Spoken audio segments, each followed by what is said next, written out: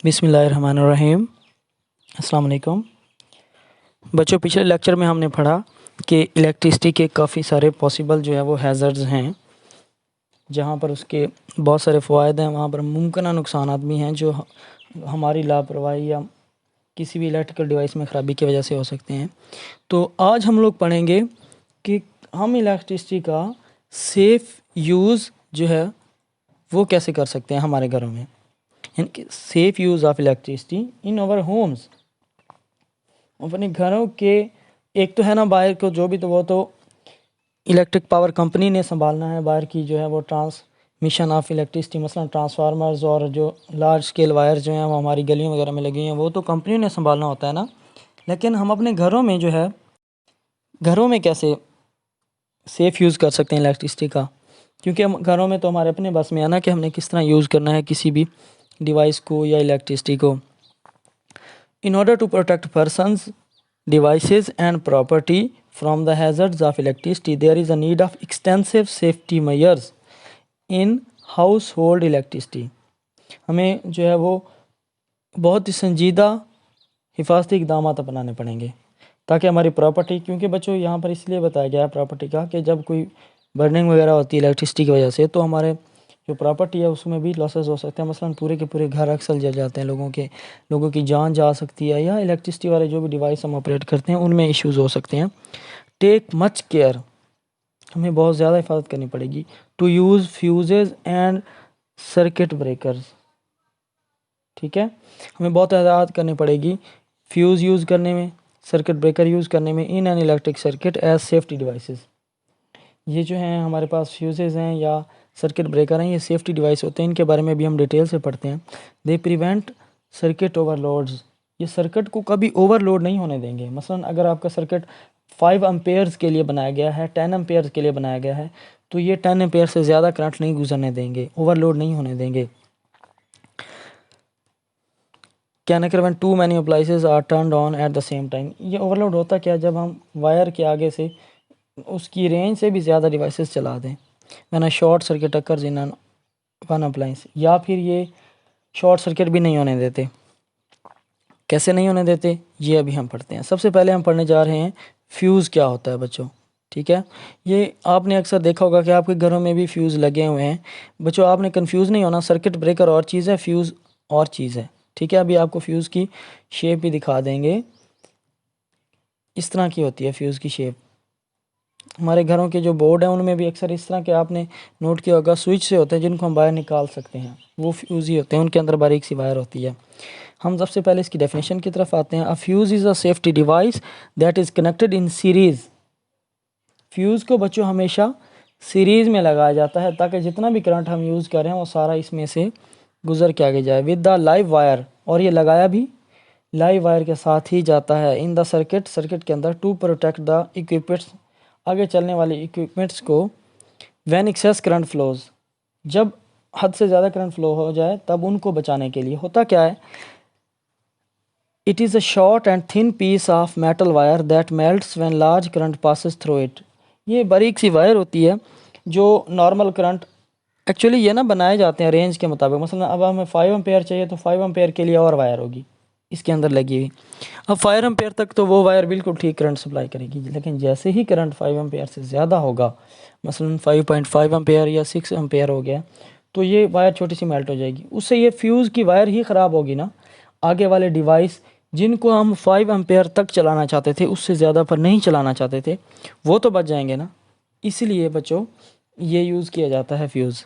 How it works, ये काम कैसे करता है। If a large unsafe current, मसलन हमारा जो है वो टीवी चल रहा है और वो सिर्फ, मैं एग्जांपल के तौर पर कह रहा हूँ, 2 एम्पेयर ले रहा है, लेकिन किसी वजह से पीछे जो है हम बहुत ज़्यादा करंट आ जाता है, 4 एम्पेयर करंट टीवी तक चला जाता है। अब वो तो नहीं 4 एम्पेयर बेयर कर सकेगा, वो बर्न हो जाएगा। लेकिन अगर उसके पीछे एक 2 एम्पेयर का फ्यूज़ लगा हुआ है तो फ्यूज़ ही ख़राब हो जाएगा। अब जैसे ही फ्यूज़ ख़राब में होगा, सीरीज़ में है फ्यूज़, अब फ्यूज़ में करंट रुकेगा तो आगे टीवी तक भी करंट नहीं आएगा और टीवी जो है वो सेफ़ रह जाएगा। The fuse melts and breaks the circuit before the wire become very hot. हाँ, अब इससे आगे वाली जो वायर्स हैं ना, वो भी उस तरह जो है वो हीट अप नहीं होंगी, या उनकी इंसुलेशन ख़राब नहीं होगी, या आगे का सारा सर्किट जो है वो सेफ़ रह जाएगा, सिर्फ हमारा फ्यूज़ ही ख़राब होगा। ये बच्चों उसकी कुछ डिफरेंट टाइप्स हैं, उनकी रेटिंग भी बताई गई 5 एम्पेयर 10 एम्पेयर, ये उनके यूज़ के मुताबिक होते हैं। मसलन अब ये 30 एम्पेयर वाला है, ये वाला ये किसी बड़ी इंडस्ट्री में यूज़ होता होगा, लेकिन 5 एम्पेयर आम घरों में। लेकिन सिर्फ यही नहीं, छोटे सर्किट्स के अंदर अपने फ्यूज़ेस भी होते हैं आजकल तो, बल्कि ये जो चार्जर्स वगैरह हैं या लैपटॉप वगैरह के चार्जर्स हैं, इनके अंदर भी फ्यूज़ हैं। ये देखें, ये अंदर बारीक सी एक छोटी सी वायर है, इसमें भी इसी तरह अंदर वायर होगी। ये देखें, ये वायर है, इसमें भी वायर का सर्किट होगा। ये डिफरेंट सर्किट में एडजस्ट होने के लिए इनकी डिफरेंट शेप्स बनाई गई होती हैं, ठीक है। इसकी डिफरेंट टाइप्स हैं। ज़्यादा आपने ये वाले देखे होंगे बच्चों, अगर आप कोई टीवी वगैरह का पुराना सर्किट कहीं से देख सकते तो उसके अंदर आपको इस तरह के फ्यूज़ेस मिल जाएंगे, ठीक है। अब हम आते हैं सेफ्टी मेजर्स फॉर यूजिंग फ्यूज़ेस, ठीक है। फ्यूज़ यूज़ करने के लिए कौन कौन से सेफ्टी मेजर्स हो सकते हैं। तो बच्चों, फ्यूज़ यूज़ करते हुए भी बहुत एहतियात की ज़रूरत है।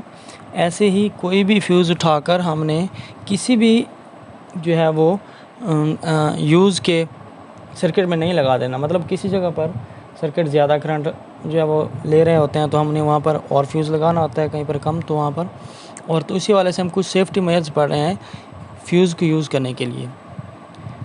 Following safety measures should be taken while using fuses in house hold electrical circuits. Fuses to be used should have slightly more rating than the current which the electrical appliance will draw under normal condition।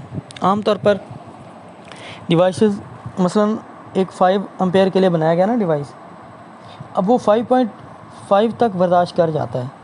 लेकिन अगर fuse होगा पूरे 5 का तो वो 5 से थोड़ा सा भी करंट एक्सीड होगा तो वो जो है वो क्या कर दिया जाएगा, सर्किट ब्रेक कर देगा, ठीक है, या जल जाएगा तो वो डिवाइस बंद हो जाएगा। लेकिन हम तो नहीं चाह रहे होते ऐसा अक्सर, ठीक है।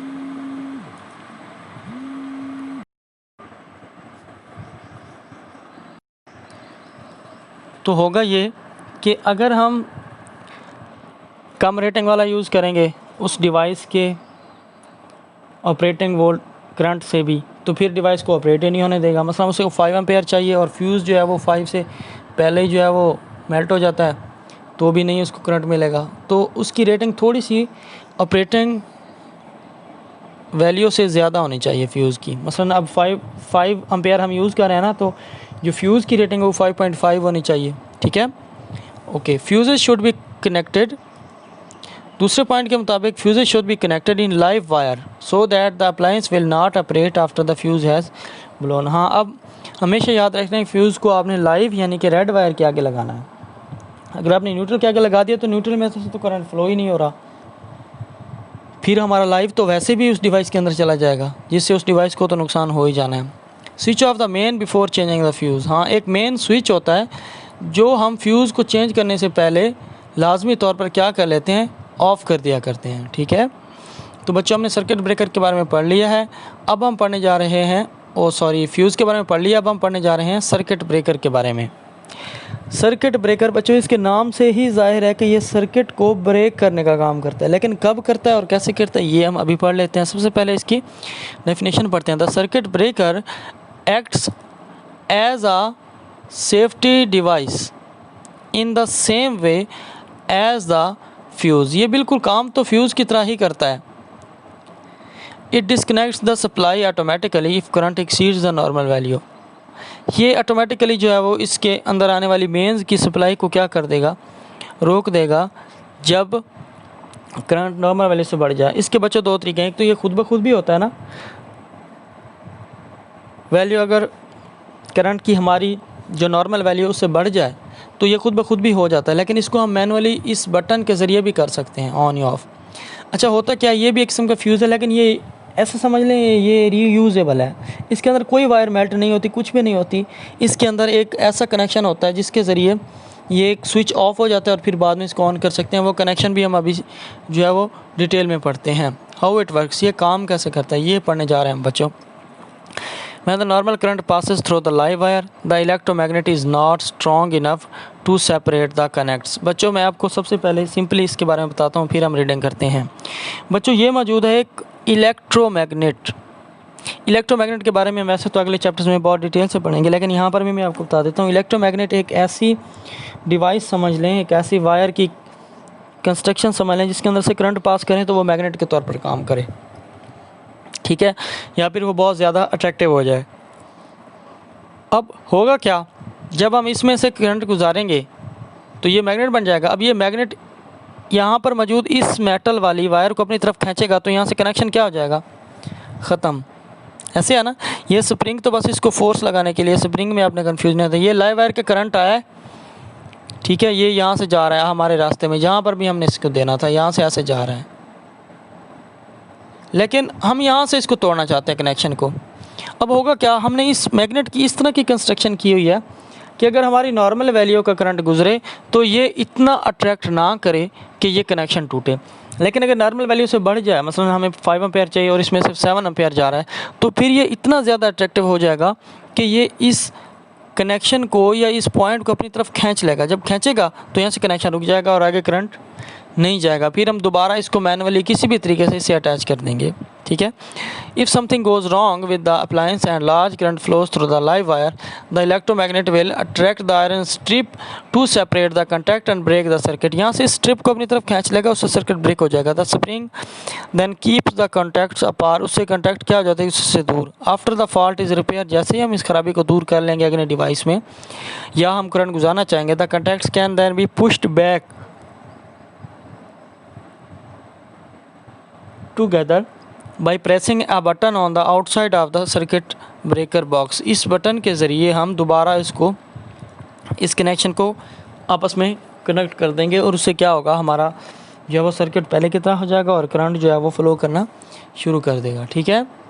ओके, अब हम पढ़ते हैं अर्थ वायर का यूज़ कैसे होता है। ये वैसे हम पहले भी पिछले लेक्चर में भी थोड़ा सा अर्थ वायर के बारे में आइडिया ले चुके हैं, लेकिन यहाँ हम इसको और भी डिटेल से पढ़ेंगे कि ये काम कैसे करती है।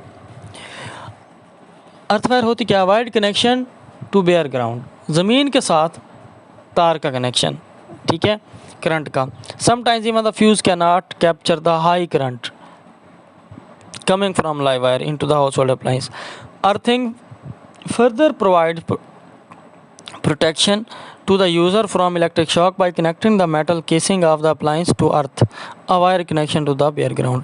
अब होता क्या है, बाज़ औक़ात फ्यूज़ भी ठीक से काम नहीं करता, वायर मेल्ट ही नहीं होती, वायर इतनी ठंड है या टेम्परेचर इतना डाउन है कि वो मेल्टिंग प्रॉपर नहीं हो पाई, या फ्यूज़ ने काम नहीं किया, ठीक है, तो करंट तो आगे चला जाएगा। फिर हमें अर्थिंग बचाएगी, वो कैसे बचाएगी, कनेक्ट करेगी मेटल केसिंग ऑफ अप्लायंस को अर्थ के साथ। हाउ इट वर्क्स, ये कैसे करती है काम। मैनी इलेक्ट्रिकल अप्लायंसेज है मेटल केसेस, ज़्यादातर चीज़ों के ऊपर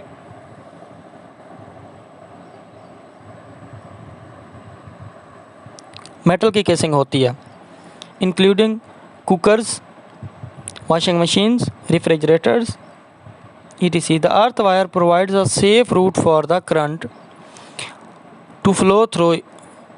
ये अर्थ जो है एक ऐसा रूट प्रोवाइड करती है करंट को कि उसमें से ये गुजर जाए, लेकिन उसकी जो है वो बॉडीज़ के ज़रिए वहाँ से गुजरता हमारी बॉडी में ना आए अगर हम उस डिवाइस को टच करें। If the live wire touches the casing we will get an electrical shock. अब होगा क्या कि लाइव वायर अगर उस बॉडी के साथ मिल गई तो करंट तो हमें लगा, क्योंकि हमने उस अप्लायंस को किसी न किसी तरीके से टच किया हुआ है। लेकिन अगर अर्थ वाली वायर लगी हुई है उस बॉडी के साथ और वो वायर ज़मीन में जाती है तो वो करंट फिर उस मेटल केस से हमारे पास आने के बजाय अर्थ वायर के ज़रिए ज़मीन में चला जाएगा। We will get an electric shock if the live wire instead an appliance comes loose and touches the metal casing. हाँ, अब वायर नहीं लगी हुई अर्थ वाली, लेकिन मेटल केसिंग को लाइव ने टच कर लिया तो हमें भी शॉक लग जाएगा। लेकिन अर्थ वायर कैसे बचाएगी, the earth terminal is connected to the metal casing. अब हमने अर्थ वाली को उस मेटल से जोड़ दिया था। नॉर्मल ऑपरेशन में अर्थ वायर कुछ भी नहीं कर रही होती, जब डिवाइस बिल्कुल ठीक काम कर रही है तो अर्थ वायर कुछ भी नहीं कर रही, सिर्फ लाइव और न्यूट्रल अपना काम कर रहे हैं, फ्यूज़ है, इंसुलेटेड केबल है, बाकी सारी चीज़ें हैं वो अपना काम कर रहे हैं। लेकिन होता क्या है, किसी भी तरीके से अगर ये लाइव इस बॉडी से टच हो गई अंदर किसी ख़राबी से, तो फिर हमारी अर्थिंग किससे टच हुई है, उस बॉडी से। इस बॉडी वाला करंट किस में चला जाएगा, अर्थ के ज़रिए ज़मीन में, लेकिन हम में नहीं आएगा। लेकिन अगर ये वाली नहीं है तो फिर वो करंट हमारे ज़रिए अर्थ में जाएगा तो और हमें करंट लग जाएगा, ठीक है। So the current goes through the earth which instead of passing through our body and causing the electric shock, a strong current passes through the earth wire because it has a very low resistance. अब इस earth wire की resistance तो हमने रखी हुई नहीं है तो इसमें से ज़्यादा करंट चला जाता है। This breaks the fuse and disconnects the appliance, इससे फ्यूज़ फिर ख़त्म हो जाएगा या ब्रेक हो जाएगा और अगर सर्किट ब्रेकर है तो वो भी ऑपरेट करेगा,